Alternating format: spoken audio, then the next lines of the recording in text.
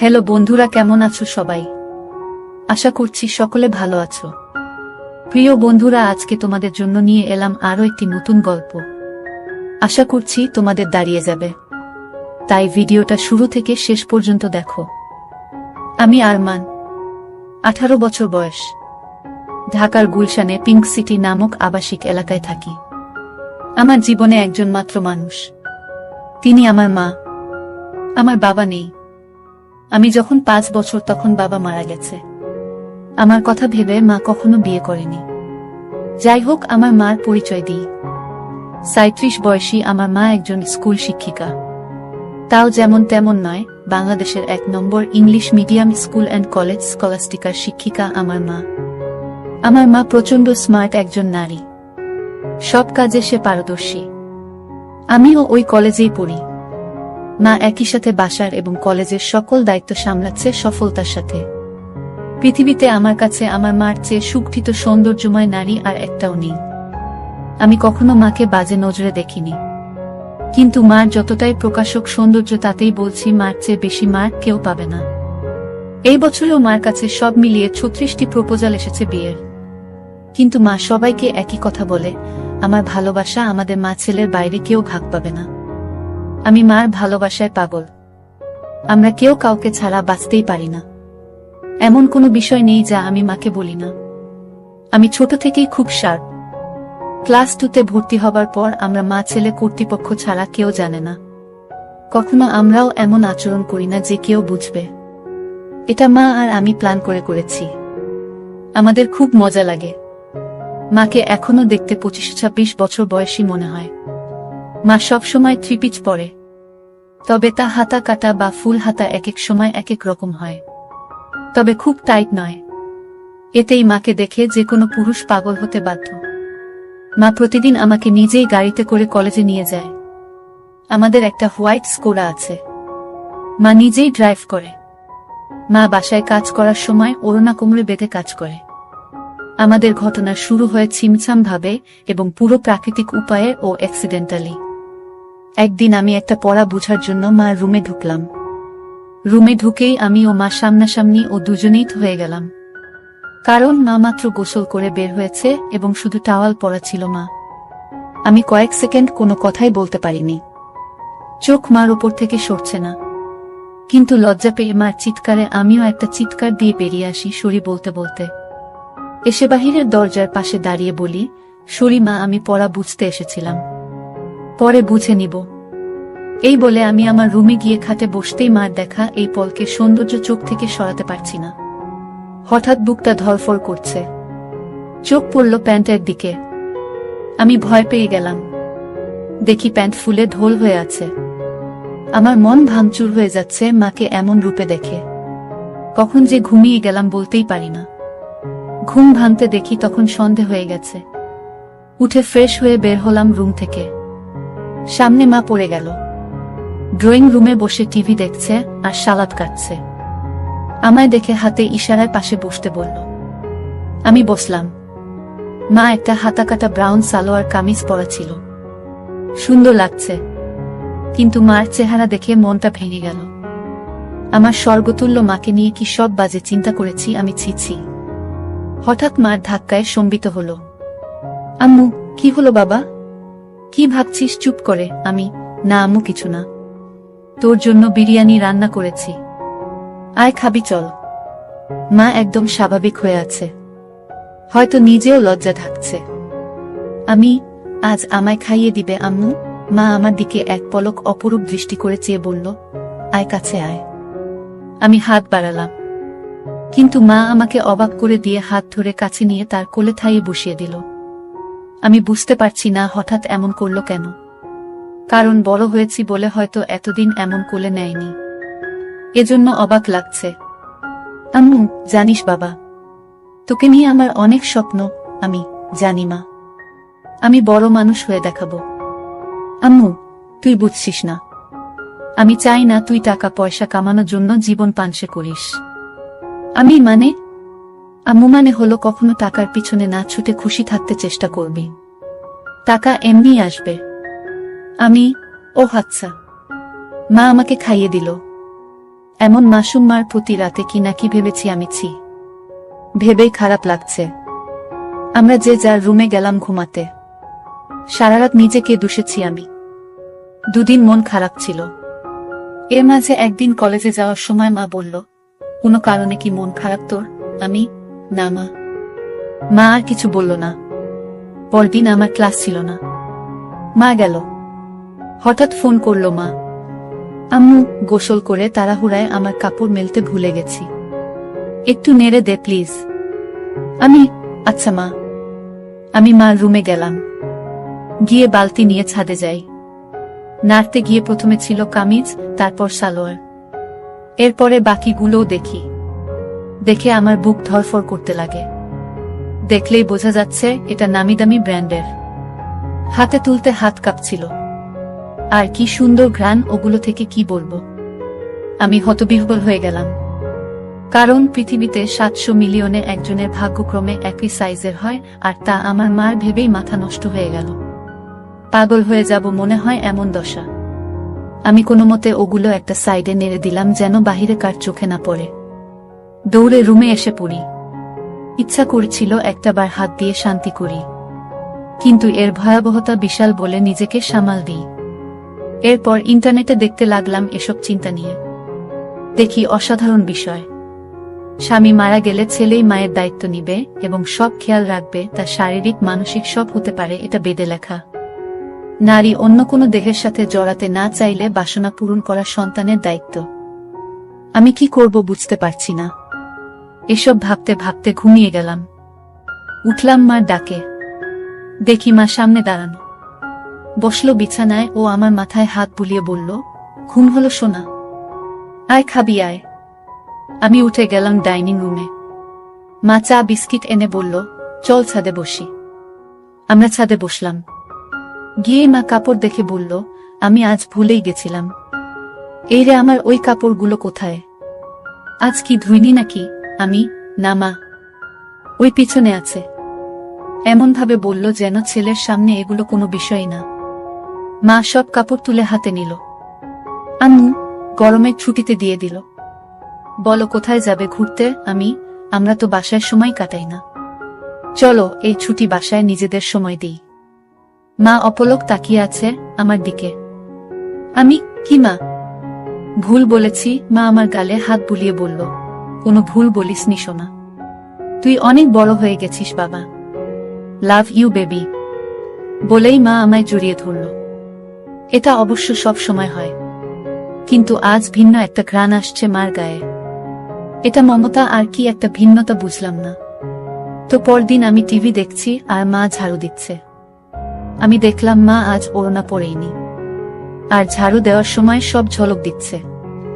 আমি জানি না কেন চেয়ে চেয়ে মাকে দেখছিলাম। হঠাৎ একবার আমিও মার দিকে তাকালাম, মাও তাকালে চোখাচোখি হলো। আমি খুব ভয় ও লজ্জা পেয়ে গেলাম। মা না জানি কি ভাবছে। আমি আর তাকালামই না। ভয়ে ভয়ে আছি, কি যেন বলবে আমাকে। এমন সময় কাজ শেষ করে এসে মা পাশে সোফায় বসল, আমার রাগ ঘেঁষে আমার কাঁধে হাত রেখে। আমি ভয়ে কাঁপছিলাম। মা বলল, আরে কি দেখছো এসব? চলো রেসলিং দেখি। তুমি দেখো না? আমি অবাক হলাম। আমি রেসলিং দেখে না। আমি মাথা নেড়ে না বললাম। মা বলল, বি এ ম্যান। এ যুগে রেসলিং দেখো না তা হয়? দাও রিমোট দাও। মা রিমোট নিয়ে চ্যানেল পাল্টে রেসলিং এ দিল। আন্ডারটেকার আর ত্রিপলিচের খেলা চলছিল। মা এত মজা করে দেখছিল যে আমিও কেমন ঘুলে মিলে গেলাম। হঠাৎ করে আমায় বলল, তোমার কাকে পছন্দ? আমি তো দেখি না। কিন্তু আন্ডারটেকার। আম্মু, এই তো আমার ছেলে। সে খুব জোশ। আমি তো হয়ে গেলাম। মার প্রতি একটা কৌতূহল হলো। মাঝে এনিবি ও মার্গারেটের লাইভ হবে এটা বিজ্ঞাপন দিল। আমি মনে করেছি হয়তো মেয়েদের খেলা দেখবে না আমি সামনে থাকায়, কারণ মেয়ে খেলে ছোট কাপড় পরে। কিন্তু মা আমায় অবাক করে দিয়ে আরো গা ঘেঁষে বসে বলল, এবার মজা হবে। বলেই জুস আর পপকর্ন নিয়ে এলো। আমি উঠে যাচ্ছি লজ্জায়। মা আমায় থামিয়ে বলল, আরে বস, মজা হবে এদের খেলায়। আমি, মার্গারেট আর তুই এনিবি, ঠিক আছে? আমি, আচ্ছা। খেলা শুরু হলো। দুজন ছোট ছোট সেট পরে এসেছে। মা বেশ মজা করে দেখছে। আমি শুধু মাকে দেখে অবাক হচ্ছি। মাঝে অ্যাড দিলে মা তখন আমার দিকে ফিরে আচমকা বলল, তুমি আমাকে বন্ধু মনে করো? আমি হঠাৎ একটা শুনে অবাকই হলাম। আম্মু, অবাক হবার কিছু হয়নি। উত্তর দাও সোনা। আমার আর কে আছে তুমি ছাড়া? তুমি তো আমার সবকিছু। আম্মু, তাহলে একসাথে মায়ের সাথে ফ্রি হতে সমস্যা হচ্ছে কেন গাধা? এটা জাস্ট খেলা। আসলে ওরা ছোট কাপড় পরা, তাই মা ছেলে একসাথে এসব দেখা, এজন্য লজ্জা লাগছে। মা হাসতে হাসতে শেষ। আম্মু, আরে বোকা ছেলে, আমি না তোর মা। লজ্জা কিসের আমার সাথে? এগুলো অনেক আগের মূর্খ সমাজে চলত, এখন না। শোনো, আমরা মা ছেলে ছাড়া আর কেউ নেই আমাদের জীবনে। আমরা চিল করব না তো কে করবে বলো? আম্মু, আমরা একসাথে এগুলো দেখলে কিছু হয় না। আর এগুলো পড়ার জন্য এমন লজ্জা কেন? তুই পড়িস না নাকি? আম্মু, আমিও তো পড়ি, তাতে কি হয়েছে? এসব উলটপালট কথা বলবি না। পোশাক কখনো মানুষের স্বভাব থাকে না। মনে বিষ নিয়ে যদি বুরখা পরে ঘোরা হয়, তাহলে বুরখা পরার কোনো মানে নেই। এটা মাথায় রাখবি। আমি মাথা নাড়লাম। এরপর খেলা শুরু হলে দেখা শুরু হলো আমাদের। হঠাৎ মা বলল, চল বাজি হবে, আয় দেখি কে জিতে। আজ মার্গারেট জিতবে। আমিও আর লজ্জা না পেয়ে মাকে সঙ্গ দিলাম। আমরা রক্তহীন করা খেলায় শেষে আমিই জিতে গেলাম। পুরো 5,000 টাকা জিতলাম আমি। কিন্তু মা একটুও মন ভারী করল না। বাহ, বেশ টাকা আয় হলো। মাঝে মাঝে এমন হলে বড়লোক হয়ে যাব। আম্মু, তা তো হবেই। তবে জিতলি, কি খাওয়াবি বল? তুমি কি খাবে আম্মু? তোকে খাবো। আম্মু, আরে বোকা, এমনি বললাম। আচ্ছা, আমি ঘেমে গেছি, যাই গোসল করে আসি। মা গোসল করতে গেল। আমি টিভি দেখছি। হঠাৎ শব্দ মার গলার।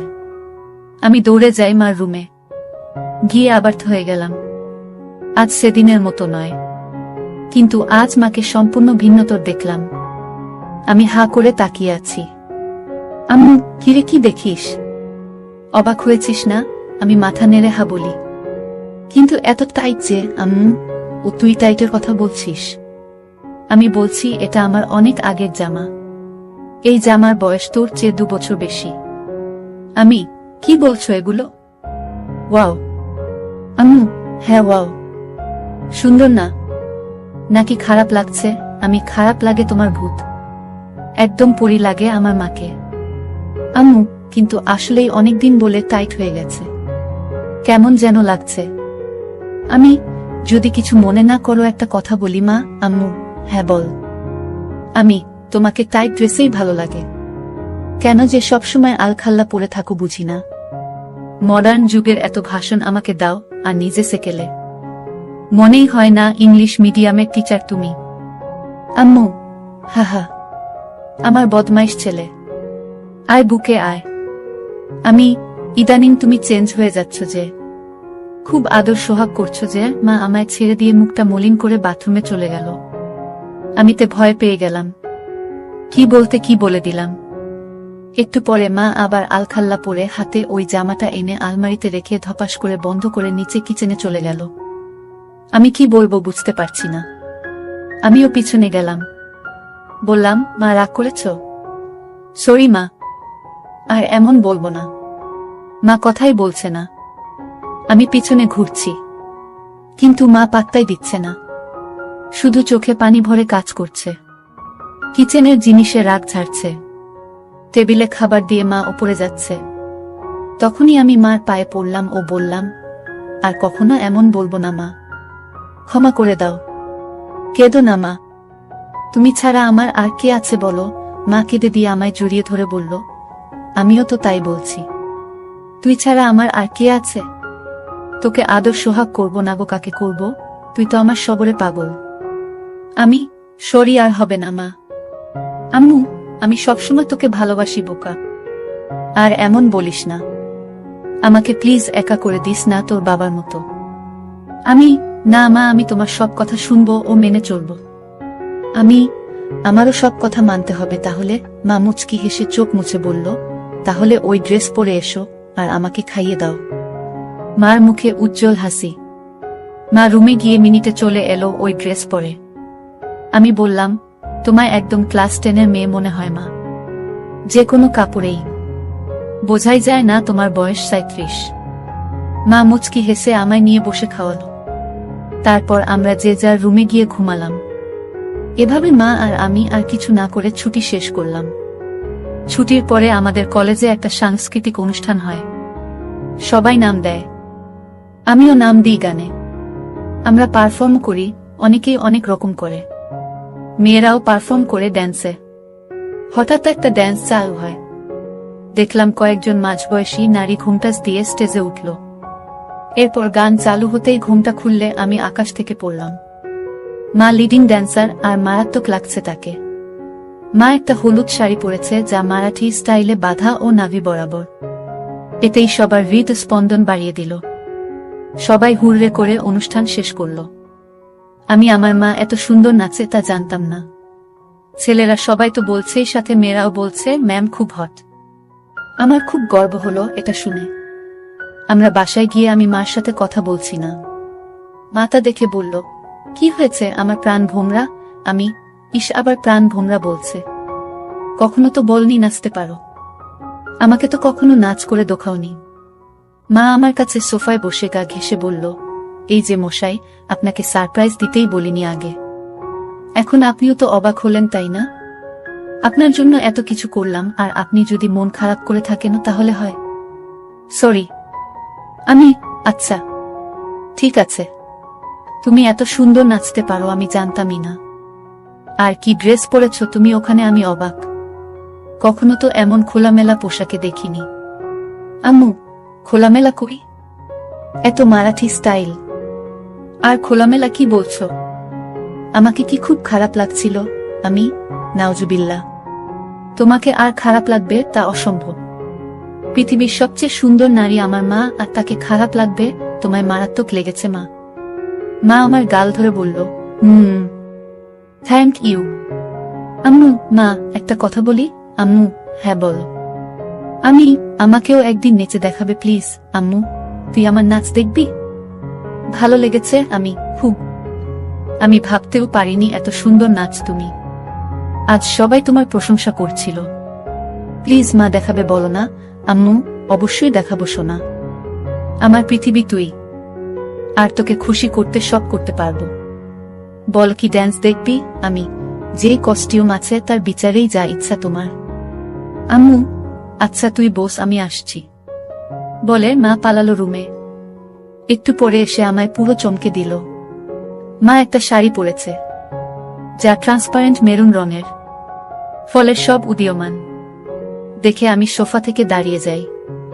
মা আমায় এমন উঠতে দেখে বলল, এখন আমি তোর টিচার নই বোকা। দাঁড়াচ্ছিস কেন? আমি যেন কেন বলে দিলাম, তোমায় আজকে সত্যি অসাধারণ হট লাগছে মা। বলার পর খেয়াল হলো আমি কি বললাম।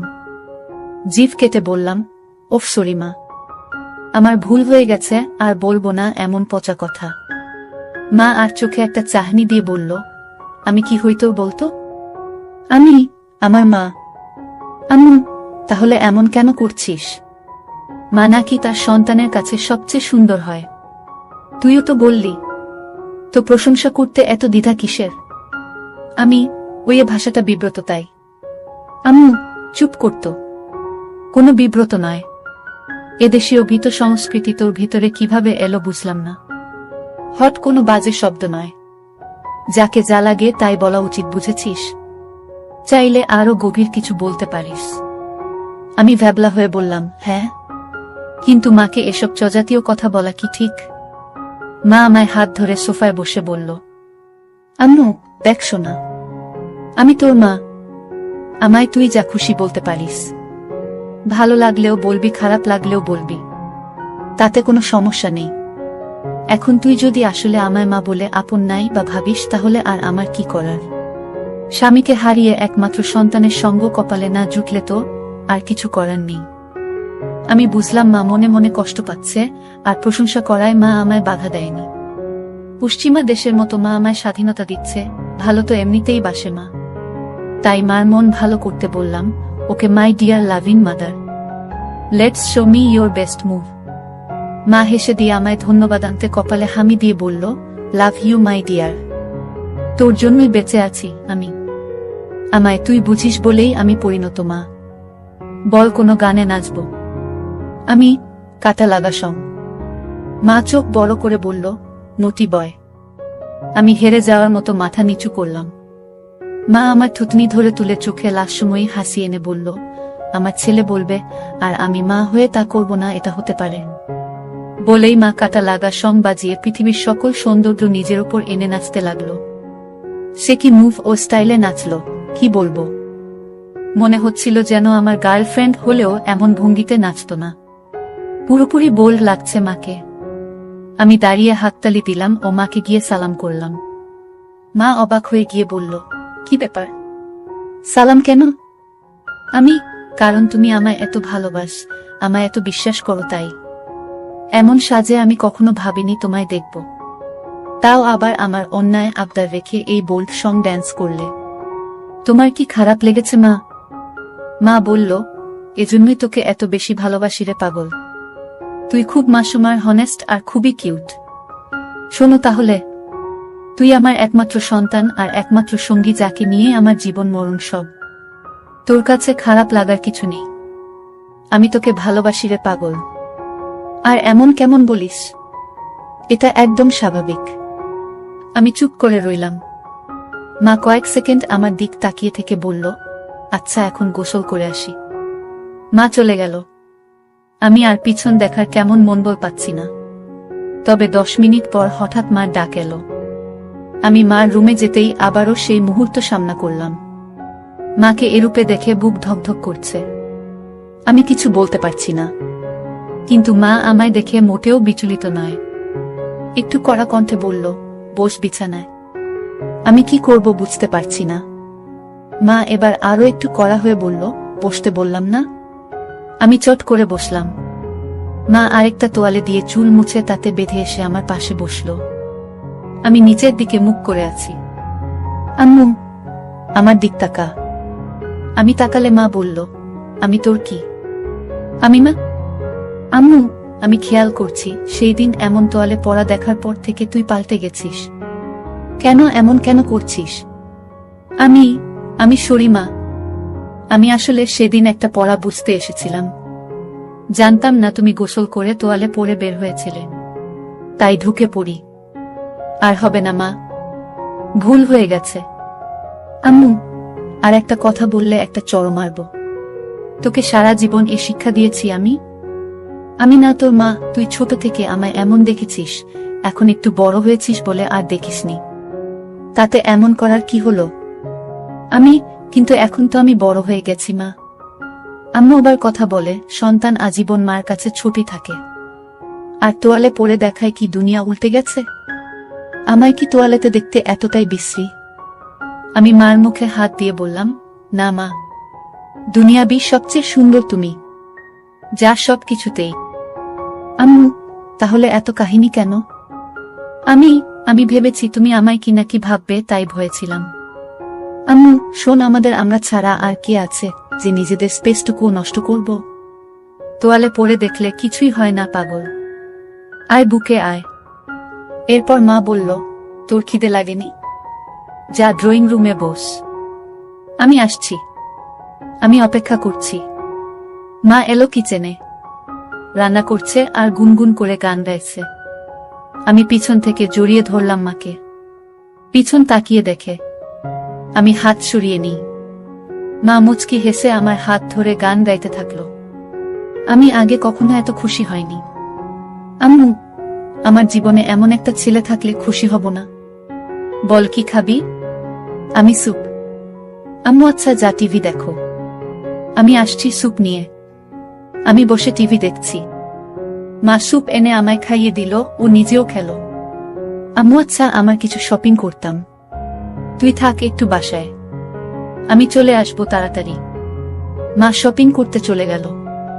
এলো অনেকগুলো ব্যাগ নিয়ে, সব নিয়ে সোজা রুমে রেখে এলো। আমি, কি কিনলে? আম্মু, এমনি কিছু জিনিস। মা এড়িয়ে গেল। বুঝলাম হয়তো নিজের কাপড় কিনেছে। তা তো আর ছেলেকে দেখানো যায় না। যাই হোক, পরদিন কলেজে যাওয়ার জন্য গাড়িতে বসে আছি মার জন্য। মা গেট লাগিয়ে যখন গাড়িতে এলো তখন আমি আকাশ থেকে পড়লাম। মা একটা হলুদ ট্রান্সপারেন্ট শাড়ি পরেছে ম্যাচিং ব্লাউজের সাথে। আমি আকাশ থেকে পড়লাম মাকে এমন রূপে দেখে। মা আমার চেয়ে থাকা দেখে বলল, কি হলো, এমন তাকিয়ে কেন আছিস? আমি, তুমি অনেক পাল্টে গেছো মা। মা মুচকি হেসে বলল, এটা কি তোর খারাপ লাগছে? আমি, আরে না না, আমার কাছে উল্টো ভালো লাগছে। মা চোখ কুঁচকে বলল, ভালোটা আবার কেন? আমিও চাই তুমি নিজের জীবন সাজাও, ভালো ও খুশি থাকো। পোশাকটা না হয় তারই শুরু। মার মুখে উজ্জ্বল গর্বের হাসি। I am proud of you baby.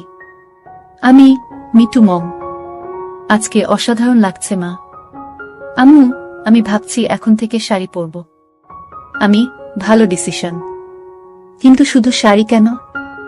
আম্মু, এমনি না হলে আর কি পরা যায় বলতো? আমি, আমাকে জিজ্ঞেস করছো? মা কাকের মতো আশেপাশে তাকিয়ে বলল, আর কাউকে দেখছিস গাড়িতে? আমি না মানে একজন মা তার ছেলে সন্তানের কাছে পোশাকের সিদ্ধান্ত চায় তাই বললাম। বাংলাদেশে এটা স্বাভাবিক নয়। আম্মু, আমার কাছে সবকিছু তুই, তাই আমার কমেন্ট তুই করবি। বল কেমন পড়ব? আমি, সত্যি ফ্র্যাঙ্কলি বলবো। আম্মু, এবার চড় খাবি? আমি, সরি। আম্মু, বল। আমি, a bit of western you know. মা আমার দিকে তাকিয়ে রইল কয়েক সেকেন্ড। মার এই রহস্যঘন তাকানো বুঝি না। আম্মু, ওয়েস্টার্ন। বলেই মা গাড়ি চালাতে লাগলো। কিছু দূর যাবার পর একটা ঝোপের কাছে গাড়ি দাঁড় করালো। আমি বুঝতে পারছিলাম মা কেন গাড়ি দাঁড় করিয়েছে।